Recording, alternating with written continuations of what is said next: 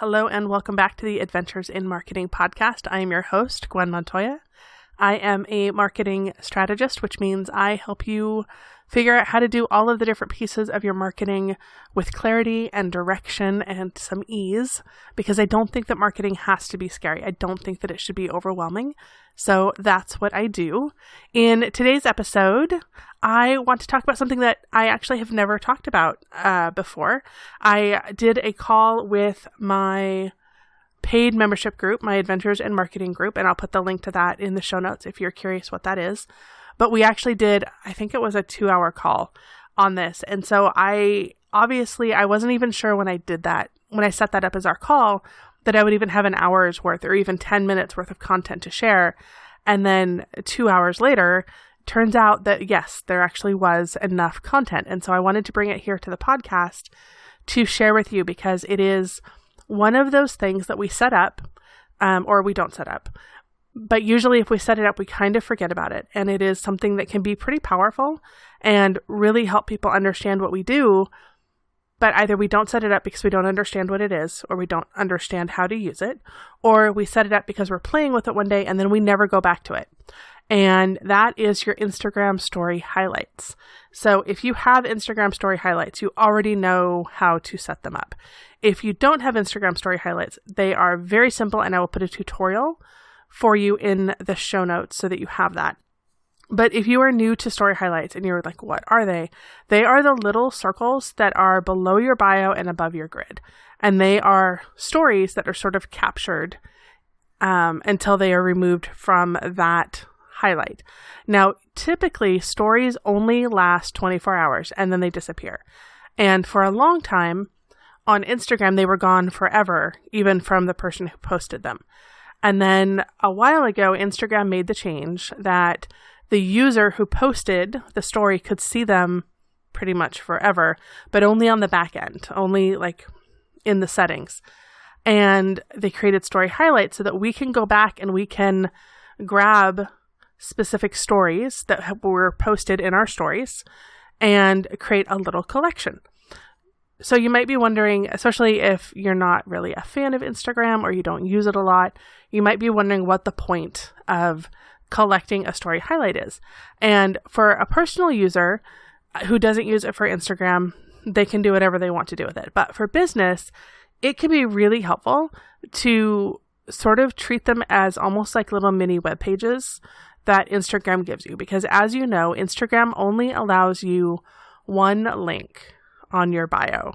No other link unless you have over 10,000 followers, I think, then you get a swipe up link in your stories. But otherwise, there's no way to get somebody to go to a specific website page. But what you can do with the stories is you can kind of maybe recreate that kind of experience a little bit. For example, you can make a story highlight that is all about you. And you can fill that with previous stories that are related to you and what you do. So some of those might be, a photo with your kids or a photo of you doing an activity that you love that's not necessarily business related. You can also add text to stories. You can have an entire story that is just text. You can just type on a black screen or a different colored screen if you want. You can also make templates in Canva that are gorgeous and make your brand look really cohesive. So if somebody wants to learn more about you or learn more about how to work with you, you can do that. If you pick up your phone right now and go to my stories, my Instagram is at gmontoyapdx. You will see that there's actually a highlight for this podcast it talks about what it is, and it talks about some really great reviews I've gotten. So thank you for everybody who's ever left me a review. I really appreciate it. And that is a way for somebody who maybe is curious about my podcast, or maybe they didn't catch it right away that I have a podcast, but because my highlight is actually titled podcast, they can click on it and then click through. And I made those fun little graphics in Canva, which is one of my favorite business tools. So that's one of the things that you can do. If you have products, if you have certain days that things become available, you can do that. If you have audio recording of you, you can put that in your stories. If you have video, you can put that in your stories. So really, it's just a matter of deciding what information somebody who's coming to your Instagram for the first time would need to know about you to move them towards working with you. So like I said, if you are listening to this and you don't use Instagram for business, you don't have to be a strategic, right? You can throw up, dinners and it will be fine. But if you're a business owner, this is one of those tools that really gets overlooked and can be really powerful. And you get to tell it what to do. You get to decide what this particular tool is going to do. When you are deciding that, what information does somebody need to know to learn more about you, right? In my instance, they need to know, I think I have one that is like adventures with my kids, which is not necessarily especially on brand, except that I typically work with moms and my kids are super cute and we have some really fun things. So I have that. I have my podcast one. I put up one for my books that I'm reading this year, just because it's kind of an easy way for somebody to sort of get to know my personality. I also have one for the MOB, which is the National Organization of Mom-Owned Businesses. So if you're a mom business and you're listening and you're not part of the MOB, definitely join. So one of the things that I want to create one for is I have these paid guides on my website. So I'm going to create a story for each of my guides. Even though they can't click through there, even though they can't click and they can't go directly to my guides from my stories right now because I don't have 10,000 followers, I can say that the link is in the bio. Then they get the information that they need, that if they want this guide that I've created, they can go to my link in bio, which is where I can put the link that will take them directly to the right page on my website. Some other things that you can highlight if you are a product business, definitely highlight the different products that you sell. Services, if you're a service business like me, you can highlight the different services that you have. You can highlight testimonials from happy customers. You can highlight events that you do, especially if you do a lot of events or you are an event planner or you will be speaking at events. Those are all things to create highlights around so that people can find them very easily. You can also do, if you've received press or interviews, if you've guested on podcasts, by creating, for example, a story highlight of just podcasts that you have been a guest on. That helps build trust in somebody who is coming to see you for the first time. They can see that you are well respected and that you have been a guest on multiple podcasts. And that is a really easy highlight to make. One of the things that comes up very often when we're talking about the highlights is, do you need a highlight cover? And I am going to come down on the side of no, but it doesn't hurt if you want one. A highlight cover, for those of you who don't know, is sometimes when you look at highlights, they all have sort of a match. They are all branded colors. They all have a theme. There's lots of different ways that you can do it. I think one of the things to be aware of, though, is you don't necessarily have to have a custom-made cover. You don't have to go through the time to make one if you don't want. But I do think it's important to realize that what photo is sort of being seen and make sure that it doesn't look strange or it doesn't look confusing, and make sure that it is something that is appealing for somebody who they would want to click on it, because you only have, I think I counted it, I think it is somewhere between 8 to 11 characters to name your highlight. You have more characters. I think maybe it gives you up to like 15, but only the first 8 or so show underneath that little tiny bubble. So you have to be really clever with your naming and really clear, and then use the cover image on your highlight to do some extra heavy lifting, because you just don't have that much space when you are naming the highlights. Another thing to think about is that when you are naming the highlights, be aware that clarity is really important. I know I just said that there's not a lot of space, and that is definitely a frustration.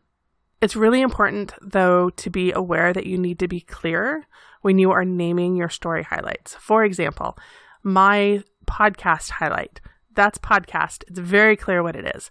If I named it pineapples, as much fun and as much as I love pineapples, that would not be clear. There would be a disconnect and a little bit of a speed bump, which I've talked about before. A speed bump is anything that causes a little bit of friction. It causes somebody to pause before they take the next step. That is, those speed bumps can cause, it can cause somebody to go somewhere else because they don't understand what they're supposed to do and they get lost. So you don't want speed bumps. So if somebody sees that I have named my story highlight pineapple and it doesn't make any sense to them, they don't have a reason to click on it unless they're really bored.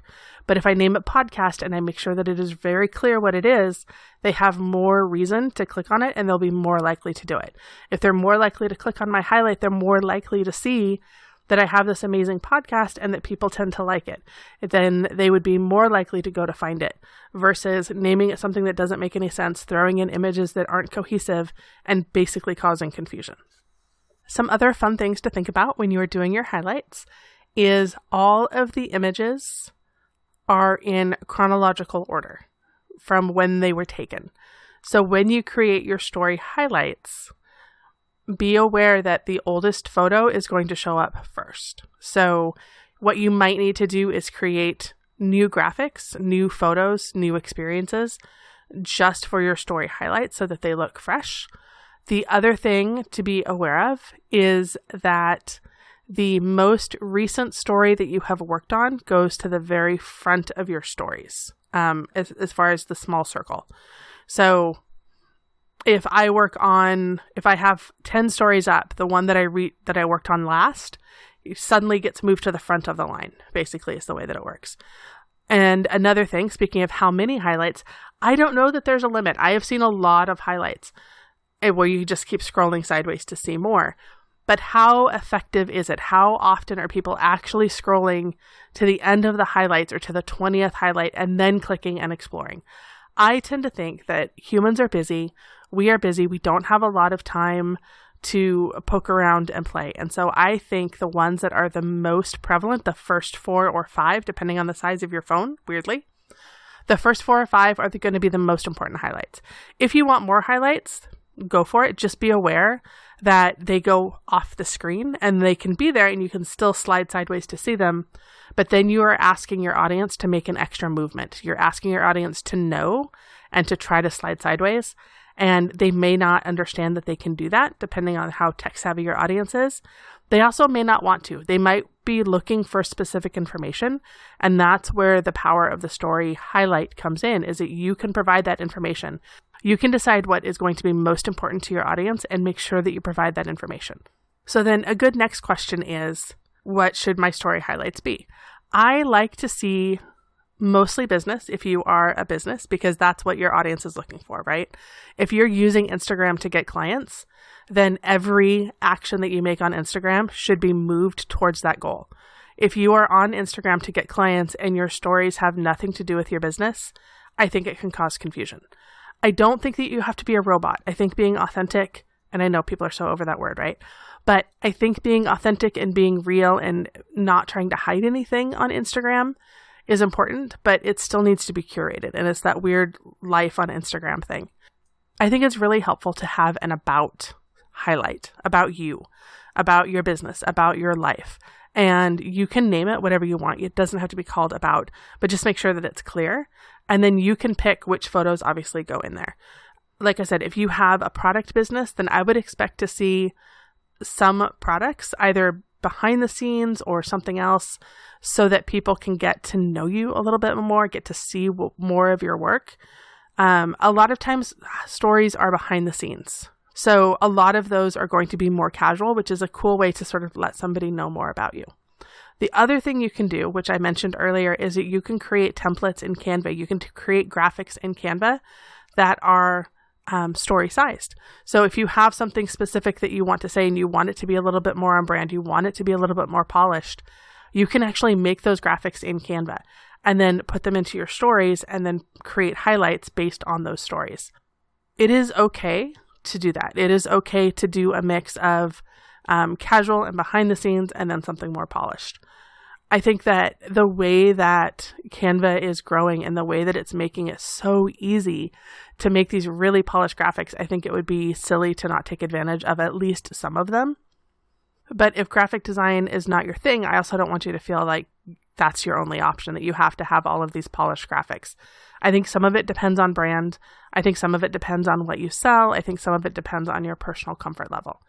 In this episode, we talked about Instagram stories, which is a really simple and powerful way to use Instagram to show people who are coming to your Instagram profile more about you, more about how they can work with you, and more about why you're awesome.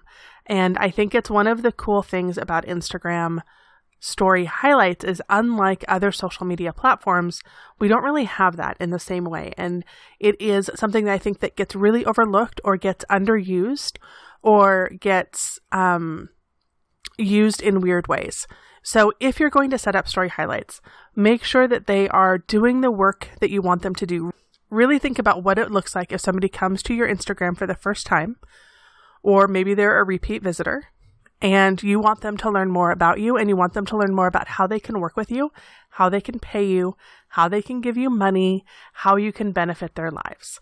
What information do they need? What do they need to see on your profile to make that choice? And I think the feed gets so much love, right? Like the photos have to be good, the captions have to be good, don't forget the hashtags, all of these things.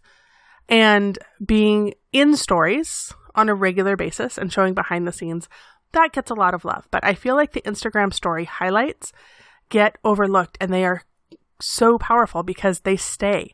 You can put a lot of thought and intention into your story highlights so that they are exactly what you want them to be, and they say exactly what you want them to say. And it is an easy tool that Instagram gives us to use. So hopefully this was helpful. If you have questions, please email me, gwen@gwenmontoya.com. I'm happy to answer them if I can, or maybe I can make a new podcast episode to answer your questions depending on what they are. If you would like help figuring out all of these different pieces of your marketing and helping your marketing work cohesively and be more effective, that's what I do. My website is gwenmontoya.com. You can go check that out. I will also put all this information in the show notes for you. And I'll see you here next time.